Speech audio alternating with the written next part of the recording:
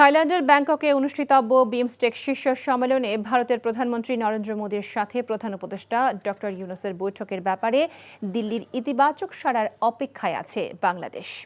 রাজধানীর পররাষ্ট্র মন্ত্রণালয়ে প্রধান উপদেষ্টার চীন ও থাইল্যান্ড সফরের বিষয়ে ব্রিফিংয়ে পররাষ্ট্র সচিব কথা জানান। বলেন, ৪ দিনের চীন সফর থেকে ফিরে প্রধান উপদেষ্টা ৩ এপ্রিল বিমস্টেক শীর্ষ সম্মেলনে যোগ দিতে থাইল্যান্ডের ব্যাংককে যাবেন। দক্ষিণ ও দক্ষিণ পূর্ব এশিয়ার 7টি দেশের অর্থনৈতিক জোটের এই সম্মেলনের অধিবেশনে দেশগুলোর ভেতর বাণিজ্যিক সম্পর্ক বৃদ্ধি এবং মুক্ত বাণিজ্যিক অঞ্চল গঠন সংক্রান্ত বৈঠকে অংশ নেবেন প্রধান উপদেষ্টা। ৪ এপ্রিল দেশে ফেরার কথা রয়েছে তার। পররাষ্ট্র সচিব জানান, ৬ষ্ঠ বিমস্টেক সম্মেলনে সভাপতির দায়িত্ব পালন করবে বাংলাদেশ। পিএম মোদী আপনারা বলেছেন যে আমরা প্রস্তুত, দিল্লি প্রস্তুত কিনা। দিল্লি প্রস্তুত কিনা সেটা দিল্লি বলবে। আমরা এই বৈঠকের অপেক্ষা থাকবো। ৪ এপ্রিল ২০২৫ তারিখে থাইল্যান্ডের রাজধানী ব্যাংককে ৬ষ্ঠ বিমস্টেক শীর্ষ সম্মেলন অনুষ্ঠিত হতে যাচ্ছে।